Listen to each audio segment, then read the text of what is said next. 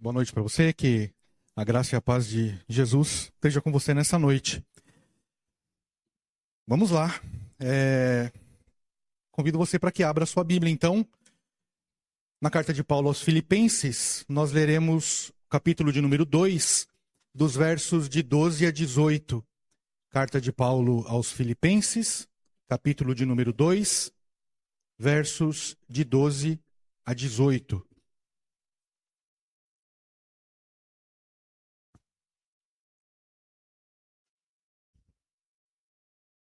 A palavra do Senhor nos diz: Assim, pois, amados meus, como sempre obedecestes, não só na minha presença, porém muito mais agora na minha ausência, desenvolvei a vossa salvação com temor e tremor. Porque Deus é quem efetua em vós tanto o querer como o realizar, segundo a sua boa vontade. Fazei tudo sem murmurações nem contendas, para que vos torneis irrepreensíveis e sinceros, filhos de Deus inculpáveis no meio de uma geração pervertida e corrupta, na qual resplandeceis como luzeiros no mundo, preservando a palavra da vida, para que no dia de Cristo eu me glorie de que não corri em vão, nem me esforcei inutilmente. Entretanto, mesmo que eu seja oferecido por libação sobre o sacrifício e serviço da vossa fé, alegro-me, e com todos vós me congratulo. Assim vós também, pela mesma razão, alegrai-vos e congratulai-vos comigo. Oremos.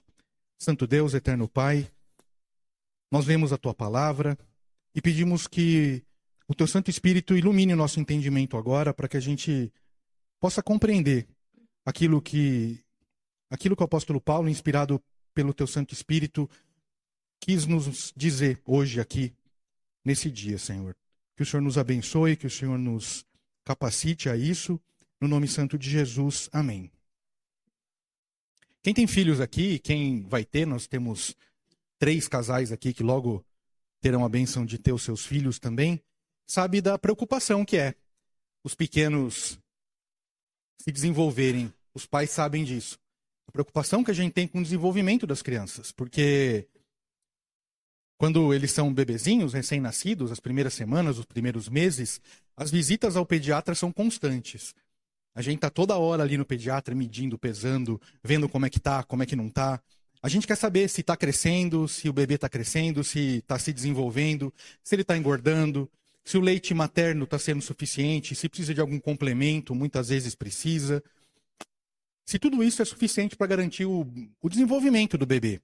E quando a criança já está maior, quando ele já está grandinho, 3 anos, 4 anos, enfim, as preocupações não mudam. A gente continua preocupado porque a gente quer saber se a alimentação que ele está tendo, o que ela está tendo, é suficiente para sustentar ele no dia a dia, para dar a energia que ele precisa, para garantir que ele possa se desenvolver fisicamente, intelectualmente, enfim. A gente fica muito preocupado. Isso é coisa de pai, de mãe. Aqueles que já são me entendem, aqueles que serão vão entender logo logo também. E a gente faz isso porque, no fundo, a gente quer que os nossos filhos cresçam. A gente quer que eles se desenvolvam. A gente quer que eles estudem. A gente quer que eles casem. A gente quer que eles tenham filhos também. E apesar de ser muito gostoso ter um bebê, ter uma criança pequena, a gente não quer que eles fiquem assim para sempre. Eu sei que algumas vezes até algumas mães falam isso, dizem isso, que gostariam que os filhos ficassem pequenos para sempre, mas na verdade a gente sabe que não é isso. A gente sabe que a gente quer mesmo que os nossos filhos cresçam, que eles se desenvolvam e que eles sejam adultos plenos, adultos que sejam plenos em todos os aspectos da vida, que consigam ser bons homens, boas mulheres, cidadãos responsáveis, que possam trabalhar, que possam produzir e que possam crescer. E na vida cristã não é diferente. Nós, como crentes, não somos diferentes de crianças. Porque da mesma forma como uma criança precisa crescer, nós também precisamos crescer. E você deve se lembrar, isso está registrado lá em João, no Evangelho segundo João, capítulo 3, verso 3, a conversa de Jesus com Nicodemos, quando Jesus diz para Nicodemos que ele tinha que nascer de novo. E Nicodemos ficou espantado com aquilo. Como é que ele podia nascer de novo, sendo velho? Ele ia entrar de novo no ventre da mãe? ele não havia entendido que Jesus não estava falando sobre o aspecto biológico do nascimento. Jesus estava falando sobre o aspecto espiritual do nascimento. E figuradamente, quando a gente se converte, quando Cristo nos alcança, quando ele nos restaura, a gente nasce de novo. E a gente é um bebê, espiritualmente falando. Nosso espírito é um bebê. E a gente precisa de crescimento. A gente precisa de desenvolvimento.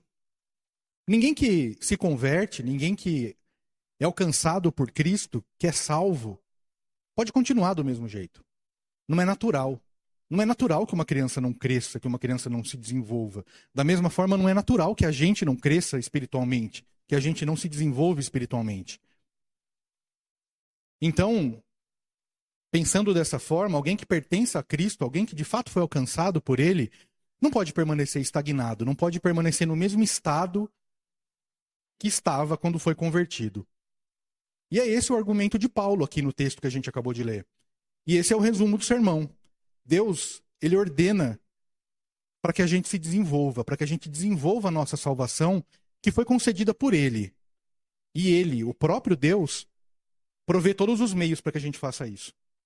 Deus, então, Ele pede para que a gente desenvolva a nossa salvação, que foi concedida por Ele, e Ele mesmo provê todos os meios para que a gente possa alcançar isso. A gente vai ver isso em 3 partes. A primeira delas, onde Deus nos ordena para que a gente desenvolva a nossa salvação, como eu disse no verso 12. Depois, Deus vai nos mostrar que nós dependemos totalmente dele para isso. Que o desenvolvimento da nossa salvação é uma obra dele. Isso está no verso 13. E dos versos 14 a 16, a gente vai ver Deus mostrando para a gente o que ele quer que a gente faça com esse desenvolvimento que a gente vai ter. Mas antes da gente falar sobre isso, é importante entender onde Paulo estava, em que situação Paulo estava quando ele escreveu essa carta aos Filipenses. Essa carta aos Filipenses, ela é conhecida como a Carta da Alegria. Vocês já devem ter ouvido isso algumas vezes. Mas ele estava preso. Paulo estava preso em Roma quando ele escreveu essa carta. E dessa vez, diferente das outras oportunidades em que ele já esteve preso, ele não estava acorrentado, ele não estava num lugar escuro, numa masmorra, alguma coisa do tipo, mas ele estava numa casa. Era uma casa em que ele podia receber visitas, era uma espécie de prisão domiciliar da época. E ele tinha um soldado da guarda pretoriana, da guarda de elite do exército romano. Esse soldado ficava com ele o tempo todo. Na verdade, havia uma escala de soldados. Toda hora tinha um soldado junto com ele ali, para que ele não, obviamente, não escapasse dali. E no meio dessa situação toda, Paulo escreve então essa carta aos Filipenses, mas durante esse período ele também escreve outras cartas. Ele escreveu aos Efésios, ele escreveu aos Colossenses e ele escreveu também a carta a Filemon. E muitos teólogos, eles acreditam que essa carta aqui dos Filipenses, que a gente leu um trecho dela, ela tenha sido a última carta escrita por Paulo antes do martírio dele, antes dele ser decapitado.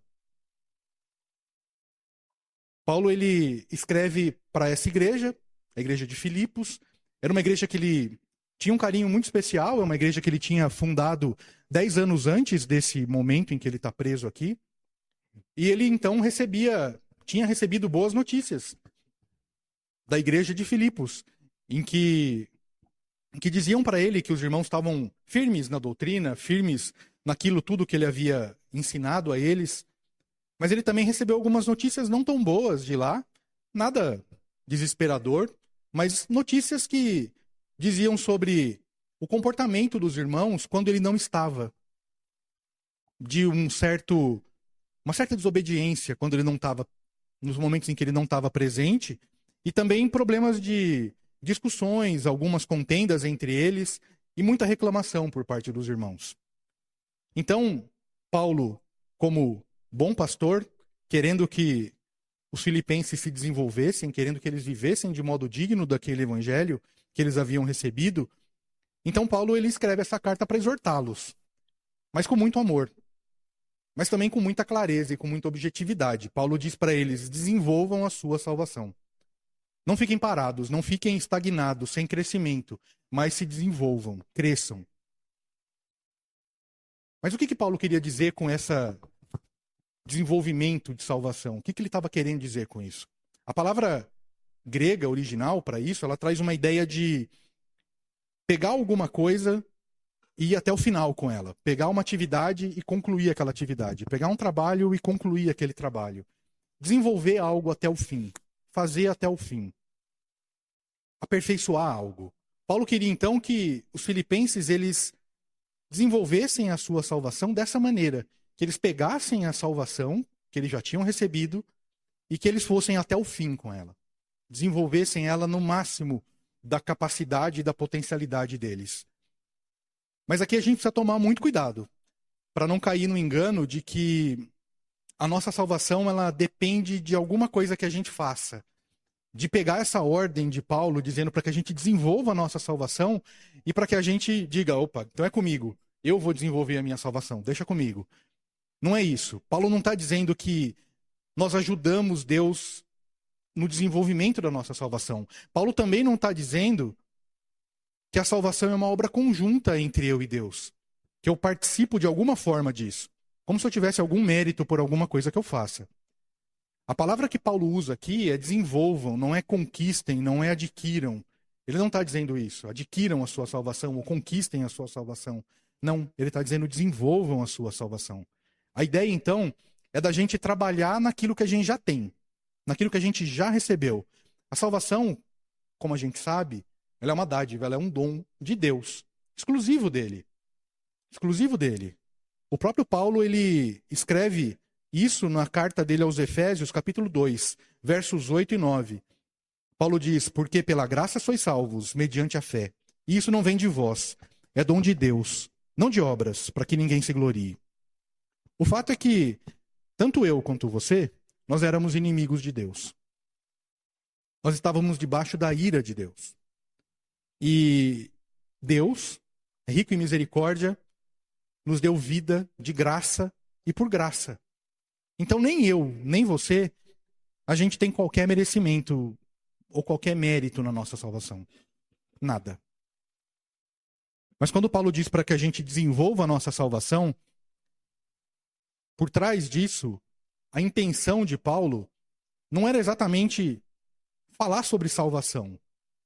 Paulo é um outro nome que a gente pode dar, na verdade, para santificação. Que Paulo, por trás da ideia de Paulo, o que ele queria dizer é para que a gente desenvolvesse a nossa salvação com santificação. E santificação, como a gente já aprendeu também, é o processo pelo qual Deus vai trabalhando na gente, dia após dia, para que a gente se torne mais parecido com Cristo.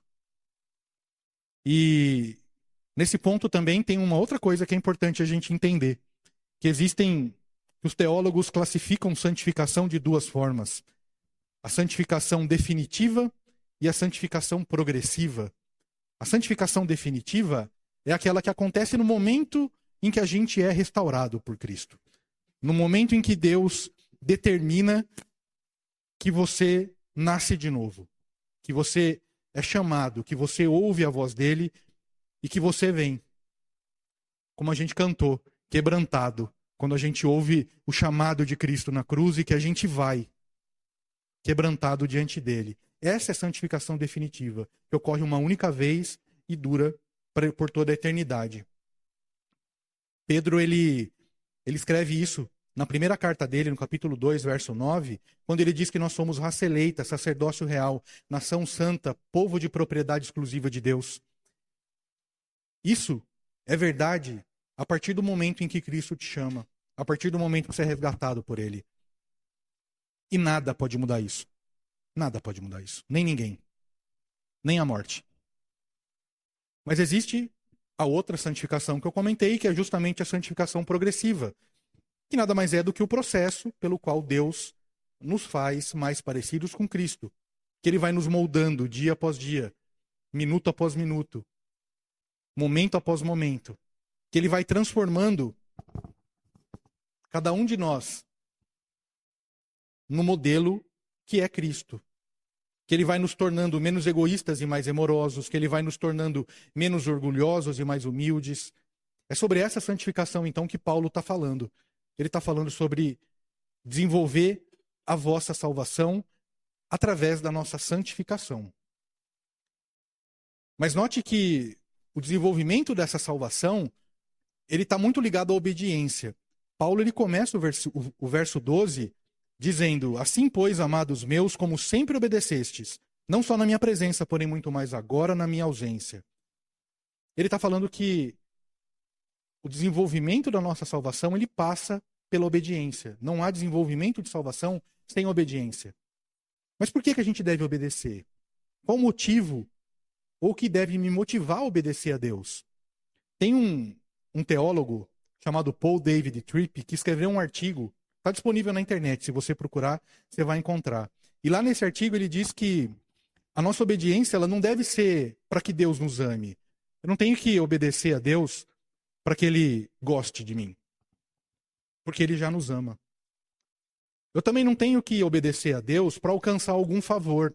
Eu vou obedecer a Deus porque daí Ele vai gostar de mim e vai me dar o que eu estou querendo. Não. Tudo que a gente precisa já foi conquistado por Cristo.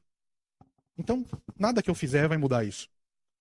Nossa obediência, ela tem que ser uma manifestação de gratidão pelo amor e pela salvação que a gente já recebeu. A gente obedece não porque Deus precisa da nossa obediência. A gente obedece porque a gente precisa de Cristo.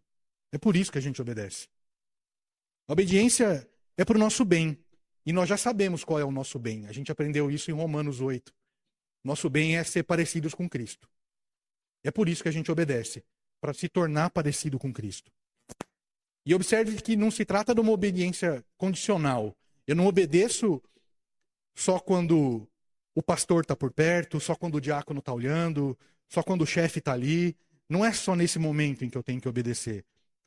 Paulo diz que os filipenses obedeciam quando ele estava, mas eles deveriam obedecer muito mais quando ele não estava. Então é um tipo de obediência que independe da circunstância, independe da condição. Eu tenho que obedecer mesmo quando ninguém está olhando. É uma obediência contínua. Porque, pense bem, se você for esperar a sua vida estar um mar de rosas, se você for esperar todos os seus boletos estarem quitados, se você for esperar a sua família não ter nenhum problema, nenhuma dificuldade, se você for esperar todos os seus relacionamentos estarem perfeitos, vai demorar um pouco para você obedecer. Então a gente tem que obedecer agora, mesmo diante das dificuldades, mesmo diante das situações difíceis que a gente vive. Porque a gente vive num mundo caído, porque a gente vive num mundo que está estragado pelo pecado. E os problemas vão acontecer, são frequentes, e eles não vão cessar. Só vão cessar quando Cristo voltar. O apóstolo Paulo, então, ele vai além. E ele nos diz que a gente deve desenvolver a salvação com temor e com tremor. Mas o que ele quer dizer com isso também? Ele quer dizer que a gente tem que ter medo de Deus, a gente deve obedecer por medo? Não é isso também. Temor e tremor significam, em primeiro lugar, uma santa reverência diante de Deus. A gente tem que obedecer por respeito. Porque o sentimento que a gente deve ter por Deus, diante da grandeza dele, diante da majestade dele, da santidade dele, é nada mais do que respeito, do que um profundo respeito. Mas também significa seriedade. Seriedade no sentido de que não dá para brincar de ser crente. Não dá para ser crente só agora, hoje, no domingo, quando a gente está aqui na igreja, quando a gente está no meio dos outros crentes, e depois, na segunda-feira, a gente tira a máscara de crente e vive a vida como o mundo pede. Cristianismo não é manter aparências. E essa questão das aparências, ela acaba sendo uma das críticas que os cristãos sofrem das pessoas no mundo, que acusam a gente, muitas vezes, de pregar uma coisa e de viver outra. E eu acho que as coisas não devem ser assim. A gente não deve ser assim. Ser discípulo de Cristo é uma atividade que consome 24 horas do nosso dia, 7 dias por semana. A gente é crente em todo lugar, em toda hora, seja onde for, com quem for, do jeito que tiver. E a gente tem que estar preocupado o tempo todo em honrar o nosso Senhor e Salvador Jesus Cristo com a nossa vida, em qualquer lugar que a gente esteja. Então, agora que a gente já entendeu que o Senhor nos ordena a desenvolver a nossa salvação, independente da situação que a gente vive, com respeito, com reverência, talvez você esteja se perguntando como é que você pode fazer isso? Como é que eu posso desenvolver a minha salvação, então? Quais são as formas e meios que eu disponho para fazer isso? Como eu disse, Deus ele provê os meios para isso. Deus nos deixou os meios de graça para esse desenvolvimento. A leitura da palavra, a oração, a comunhão com os irmãos, isso que a gente está fazendo aqui hoje. A participação na ceia do Senhor. Coloque em prática aquilo que você aprende, coloque em prática aquilo que Deus te dá de ferramenta para isso. Quando você lê a Bíblia, Deus ele te dá entendimento. Quando você ora, Deus ele vai inclinar o seu coração para onde Ele quer que você vá. Quando você congrega, Deus vai abençoar você através da convivência com seus irmãos. Não espere sentir vontade. Obedeça ao Senhor.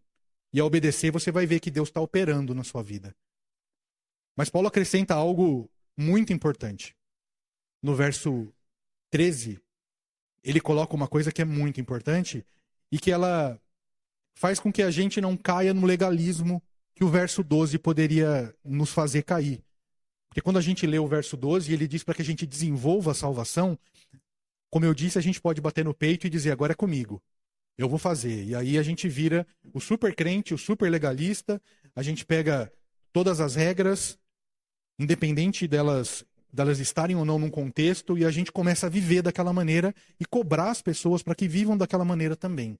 Como se aquilo fosse fazer alguma coisa no nosso processo de santificação ou de salvação.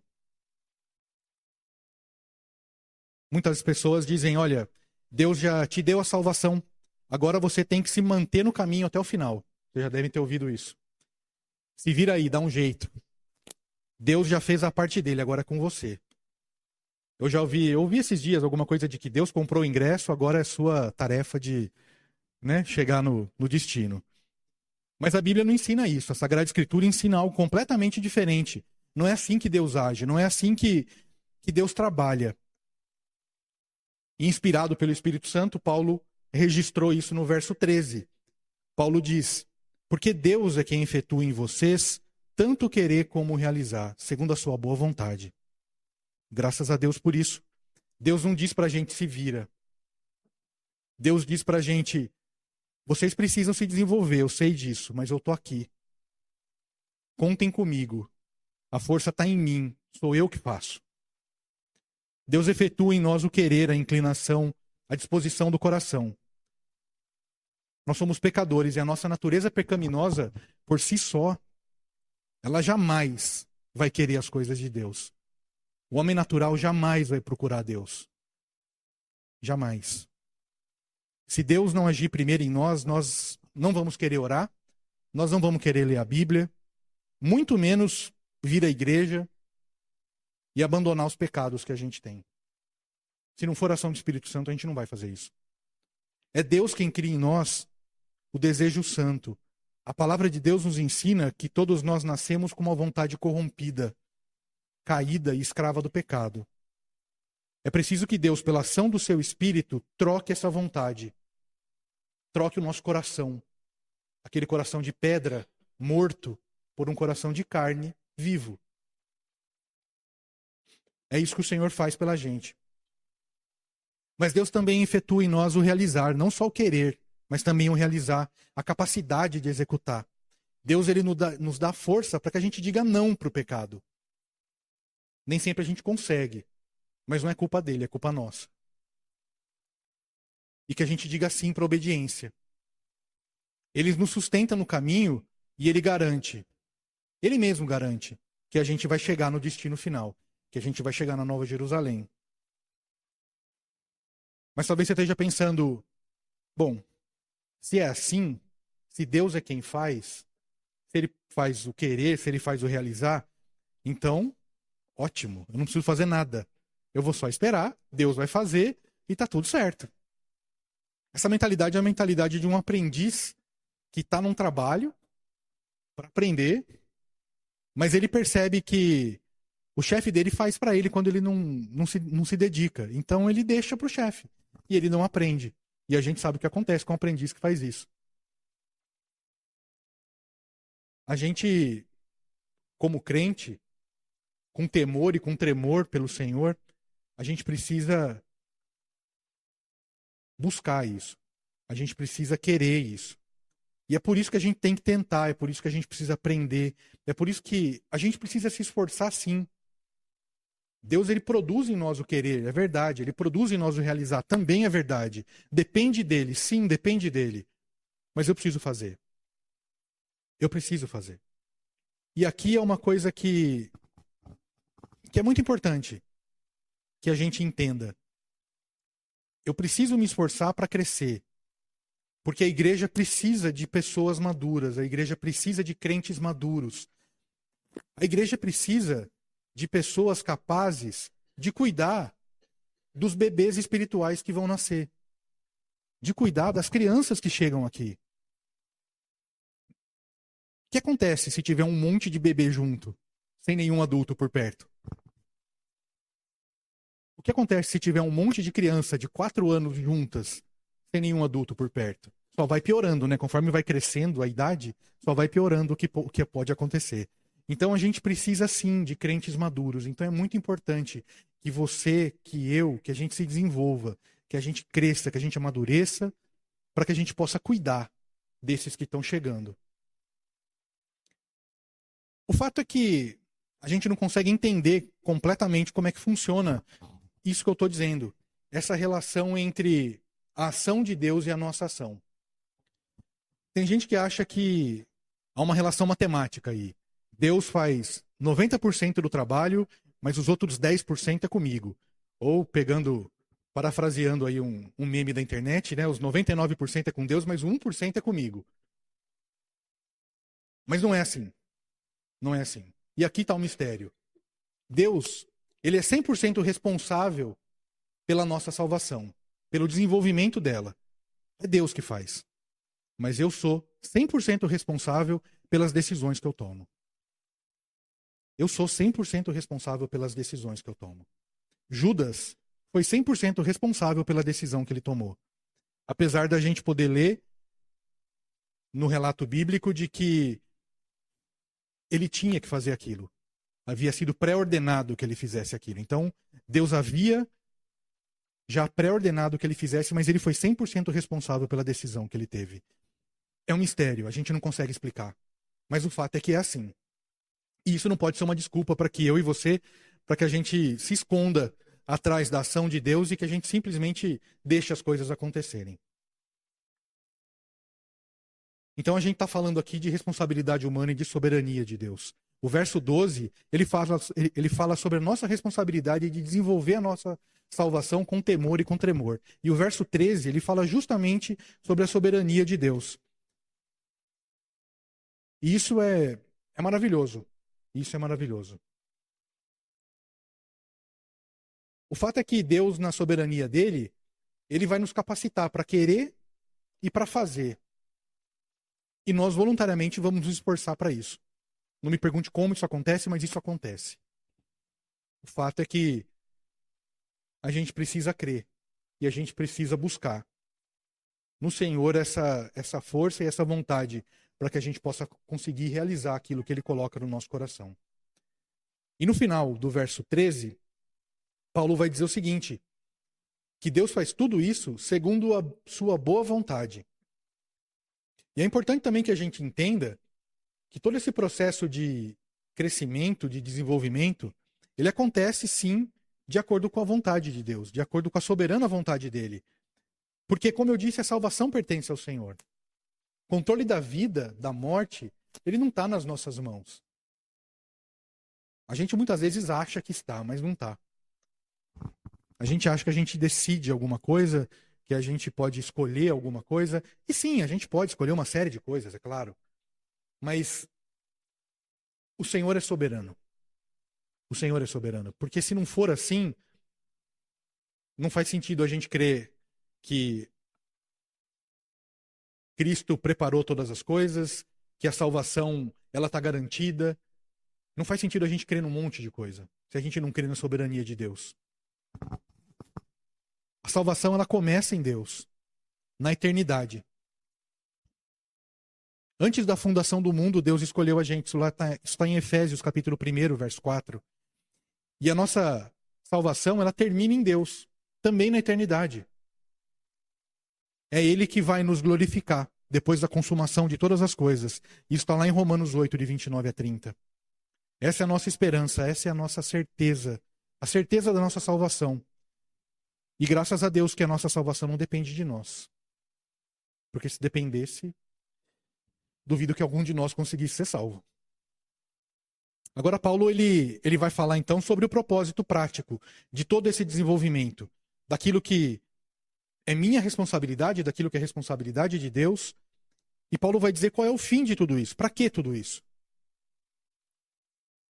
A gente não faz tudo isso para que a gente seja religioso, para que a gente seja orgulhoso, para que eu bata no peito e diga, olha, eu sou bom, eu sou melhor do que você, ou eu estudo mais do que você, ou eu me dedico mais do que você, eu venho mais aos cultos do que você. Não é para isso. Nós nos santificamos para que a gente faça diferença no mundo. É isso que Deus pede de nós. Para que a gente desenvolva a nossa salvação, para que a gente se santifique com a força dele, a partir dele, para que a gente faça a diferença no mundo. No verso 14, Paulo diz, fazei tudo isso sem murmurações nem contendas. E murmuração, você sabe, que é uma reclamação constante. É aquela pessoa para quem nada tá bom. Reclama porque tá quente, porque tá frio, reclama porque tá chovendo, porque parou de chover, reclama porque o salário aumentou pouco, reclama porque a saúde está frágil. Ele vive insatisfeito. Ele quer que tudo seja do jeito dele e ele reclama de tudo, o tempo todo. Mas essa murmuração, no fundo, ela tem uma raiz. E essa raiz é a ingratidão. A pessoa que murmura, e que Paulo está dizendo aqui, murmura porque não é grata. Alguém que é verdadeiramente grato não vai reclamar. Pelo contrário, ele vai agradecer, ele vai bendizer, ele vai adorar o Senhor por aquilo que o Senhor dá a ele. Israel no deserto é o grande exemplo de povo murmurador. E a gente não é nem um pouquinho melhor do que eles, tá? O povo de Deus foi libertado por ele do Egito. Vocês lembram disso? Conhecem a história? Foi alimentado com maná. Deus guiava o povo no deserto por 40 anos. Uma nuvem durante o dia para proteger o povo do sol. Uma coluna de fogo à noite para aquecer o povo no deserto. Protegendo eles de todos os inimigos, dando vitórias. Esse mesmo povo vivia murmurando. Em Números 11 tem um registro em que o povo de Israel ele começa a reclamar com Moisés, dizendo que ele estava com saudades lá do Egito. Eles estavam com saudades da comida do Egito, das carnes que tinham lá. Eles estavam enjoados da vida que eles tinham. Queriam voltar a ser escravos. Êxodo 17, a Escritura nos diz que o povo tentou ao Senhor, que a murmuração do povo, ela tentava ao Senhor. Murmuração é pecado, gente. Murmuração é pecado. Ela é uma afronta a Deus. Quando a gente murmura, a gente está afrontando ao Senhor. A gente está dizendo para Ele que aquilo que Ele nos dá não é suficiente. Agora pense em Jesus na cruz, quando foi humilhado, cuspido, torturado. Você lembra de Jesus reclamando de alguma coisa? Ele foi como ovelha muda diante dos seus tosqueadores. É isso que a palavra de Deus diz, e é assim que ele foi. E ainda Jesus disse, Pai, perdoa-lhes, porque não sabem o que fazem. Contudo, eu e você, que somos discípulos de Cristo, que somos chamados a serem parecidos com Ele, a gente vive murmurando. Está errado. Isso não pode ser assim. No verso 15, o apóstolo Paulo mostra, então, o resultado da gente ter uma vida de busca de santidade sem murmuração. Paulo ele vai dizer para a gente ser irrepreensível e sincero. Irrepreensível e sincero porque a murmuração ela vai manchar o nosso testemunho. Ela vai sujar a nossa reputação. E ele continua dizendo, para que a gente seja filhos de Deus inculpáveis no meio de uma geração pervertida e corrupta. Porque a ingratidão, ela está presente nesse mundo caído. Você não vê ninguém aí fora reconhecendo o cuidado de Deus nos mínimos detalhes. Mesmo daqueles que são inimigos de Deus. Que recebem sol, que recebem chuva, que recebem todas as bênçãos do Senhor. Ninguém agradece por isso. E a gente não deve ser ingrato a Deus como o mundo é. A gente não deve parecer com eles. A gente tem que ser diferente. Para que a gente possa então brilhar como luzeiros no mundo. Porque nós, filhos de Deus, sem murmuração, sem contendas, a gente tem que brilhar como estrelas num céu escuro desse mundo caído, desse mundo distorcido e pervertido. E aqui tem uma outra coisa importante para a gente destacar, que é essa palavra luzeiros. Essa palavra luzeiros, ela fala acerca de estrelas, mas ela dá uma ideia daquelas estrelas usadas antigamente, quando não tinha GPS, para navegação, que os barcos usavam como orientação na hora que eles estavam navegando. Então, dessa forma, o que Paulo está dizendo é que a gente deve ser esses luzeiros, a gente deve ser guias, a gente deve apontar o caminho. A gente deve apontar o caminho que é Cristo. É para isso que a gente é chamado, para isso que a gente trabalha, para isso que a gente desenvolve a nossa salvação, para isso que a gente se santifica. Porque por meio da nossa vida, de acordo com a palavra de Deus, por meio das nossas palavras, que a gente aprende na palavra de Deus, e da nossa sabedoria, que a gente retira da palavra de Deus, a gente vai apontar o caminho para o mundo. A gente vai apontar Cristo. No verso 16, então, Paulo vai dizer: perseverando a palavra da vida, para que no dia de Cristo eu me glorie de que não corri em vão, nem me esforcei inutilmente. Isso aqui é bem interessante o que ele está dizendo. Porque Paulo está dizendo aqui que cristãos maduros, crentes maduros, eles servem para encorajar os seus líderes, para encorajar os seus pastores, os seus mestres. E isso é muito interessante, porque normalmente a gente pensa no contrário. A gente pensa no maduro, orientando, fortalecendo, motivando aquele que é imaturo. Essa é a ideia que a gente tem. Mas Paulo traz uma coisa diferente aqui. Ele diz: olha, você que é maduro, você me motiva também como líder a continuar, a perseverar. Então, Paulo está dizendo que os filipenses faziam isso com ele. Os filipenses, o crescimento que ele via nos filipenses, a fidelidade que ele via nos filipenses, aquecia o coração dele e dava a ele força para continuar. Força para continuar. Tanto que mais à frente, Paulo vai dizer que o viver é Cristo e o morrer é lucro. Mas ele diz que, apesar disso, por eles, por aqueles que ele está instruindo, orientando, fazendo crescer, ele vai permanecer mais um pouco nessa vida, sofrer mais um pouco. E isso nos leva de volta, então, a Números 11. Lá em Números 11, diante daquela bagunça toda que o povo de Israel estava fazendo, Moisés ele ficou tão desgostoso com aquilo, tão desanimado com o povo, com o comportamento do povo, que Moisés vai dizer em Números 11:11, ele vai dizer para Deus: por que fizeste mal a teu servo? E por que não achei favor aos teus olhos, visto que puseste sobre mim a carga de todo esse povo? Moisés não aguentava mais aquele bando de criança. Moisés estava tão desapontado que ele queria abandonar o trabalho. Mas Paulo ele mostra o contrário. Ele mostra que ele estava animado porque ele estava vendo crescimento nos filipenses. E aqui eu acho que eu posso falar como presbítero e também posso falar em nome dos meus irmãos presbíteros aqui, que é muito bom ver o crescimento da igreja, é muito bom ver os irmãos crescendo, ver os irmãos amadurecendo, crescendo em conhecimento da palavra de Deus. Isso anima a gente, isso aquece o coração da gente, isso nos dá mais força, mais disposição, mais energia para continuar trabalhando. Isso é muito bom. A gente sente isso que Paulo está dizendo aqui. E Paulo se alegrou então em saber que a sua vida estava sendo gasta, que todo aquele sofrimento que ele tinha estava tendo um bem, estava tendo algo positivo, que era o crescimento da igreja, que era o amadurecimento dos irmãos. Então Paulo vai concluir com uma imagem impressionante no verso 17. Ele vai dizer: entretanto, mesmo que eu seja oferecido por libação sobre o sacrifício e serviço da vossa fé, alegro-me e com todos vós me congratulo. No Antigo Testamento, a libação era uma bebida, normalmente vinho, que era derramado sobre o holocausto, sobre o animal que estava sendo queimado.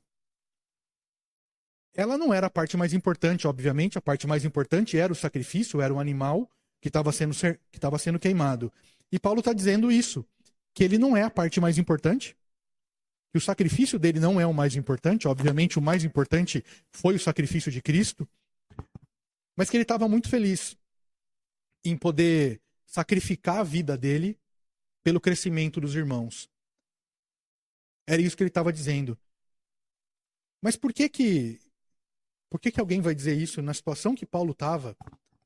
Paulo preso, aguardando o julgamento, à beira da morte, ali na dúvida se ia ser solto, se ia ser condenado, e depois foi condenado. Ele ainda assim vai dizer, olha, mesmo que eu morra, eu estou contente. Alegro-me com todos vocês. Como é que pode uma coisa dessa? Como é que pode alguém se alegrar no meio de uma dificuldade tão grande? E Paulo vai dizer sobre isso em Filipenses, na carta aos Filipenses, no capítulo 4, de 4 a 7. Paulo vai dizer, alegrai-vos sempre no Senhor. Outra vez vos digo, alegrai-vos. Não andeis ansiosos de coisa alguma. Em tudo, porém, sejam conhecidas diante de Deus as vossas petições, pela oração e pela súplica, com ações de graças. E a paz de Deus, que excede todo entendimento, guardará o vosso coração e a vossa mente em Cristo Jesus. A alegria de Paulo não era um sorriso superficial diante da morte, não era uma falsidade. Ele fala, eu vou morrer, mas eu vou vou deixar vocês tranquilos, vou confortar vocês. Ele não estava confortando os filipenses, ele estava dizendo algo do coração dele mesmo. Paulo tinha essa alegria que excede todo o entendimento, que guardava o coração dele e a mente dele em Cristo Jesus. Mas Paulo ele não vai parar aí. Ele não vai guardar essa alegria que excede todo o entendimento só para ele. No verso 18, Paulo vai encerrar então esse trecho da palavra de Deus dizendo assim, vós também, pela mesma razão, alegrai-vos e congratulai-vos comigo. Paulo disse então para eles, olha, não fique triste por causa de mim, porque eu posso morrer, porque tudo isso está acontecendo comigo, não fiquem tristes, não lamentem a minha situação, mas se alegrem comigo. Se alegrem comigo. Isso mostra então que a alegria cristã não é uma experiência solitária, não é uma coisa só minha ou só sua, mas é um laço que une a gente. É uma alegria que une a igreja, que une os irmãos. Tudo isso porque a alegria de Paulo, assim como a nossa alegria hoje, essa alegria ela tem um nome. E esse nome é Jesus Cristo. Jesus Cristo é essa alegria. A alegria que une os nossos corações, as nossas mentes, que fazem a gente ser um só corpo. Essa então é a dinâmica da vida cristã. O crescimento e a maturidade de um crente, ela não é apenas para o seu próprio benefício. Você não se desenvolve, não se santifica só para que você cresça, para que você seja bom, ou para que eu seja. Mas ela serve então para aquecer o coração dos líderes, para encorajar os irmãos, para mostrar que o trabalho não foi em vão. E no final, tudo se resume a uma alegria compartilhada, que é a alegria de saber que a gente pertence a Cristo. Essa é a nossa grande alegria. Então eu gostaria de encerrar com 4 aplicações simples e diretas para a nossa vida. A primeira delas, para mim e para você, desenvolva a sua salvação. Não fique estacionado na fé. Não seja um crente domingueiro. Leia a Bíblia todos os dias, ore todos os dias, envolva-se nos trabalhos da igreja. A justificação, ela é só o começo. Só o começo. Há uma vida inteira de santificação pela frente, então não pare. Não pare. Em segundo lugar, pare de murmurar. Troque a murmuração por gratidão. Pare de reclamar de tudo. Comece a agradecer por tudo. Seja grato a Deus. Uma pessoa grata não reclama. Uma pessoa grata adora. A murmuração é uma afronta a Deus. Lembre-se disso, ela é pecado. Ela leva a contendas, ela leva a brigas, ela leva a divisões. Não seja agente do inimigo dentro da igreja. Em terceiro lugar, seja luzeiro de Cristo no mundo. Faça o bem às pessoas ao seu redor, ame ao seu próximo. Pratique as boas obras que o Senhor de antemão preparou para você. Brilhe a luz de Cristo nesse mundo.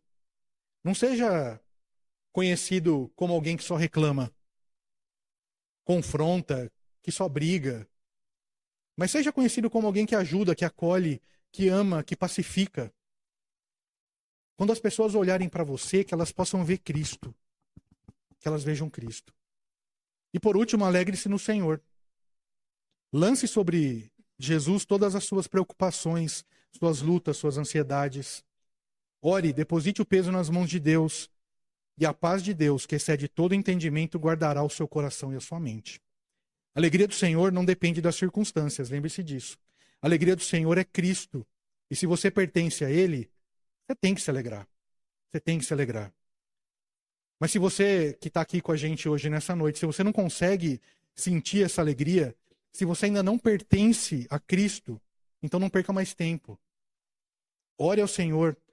Diga a Ele que você quer sentir essa alegria de pertencer a Ele. Clame por misericórdia, arrependa-se dos seus pecados e renda-se a Cristo, Salvador da sua alma. E a pergunta que fica então para mim e para você agora é a seguinte: que diferença que você tem feito nesse mundo? Você tem sido sal? Você tem sido luz? Você tem refletido a luz de Cristo na sua escola, no seu trabalho, na sua faculdade, na sua vizinhança, na sua casa, na sua igreja? Quem as pessoas veem quando elas olham para você? Quem as pessoas veem quando elas olham para você? Será que elas veem o Nelson? Ou será que elas veem a Cristo? Que o Senhor, então, tenha misericórdia de mim, tenha misericórdia de você. Que Ele derrame sobre você e sobre mim a sua graça, a sua paz. Aquela paz que excede todo entendimento. E que Ele nos desenvolva, que Ele nos aperfeiçoe, para que nós sejamos luzeiros, refletindo a luz de Cristo por onde quer que a gente vá. Amém?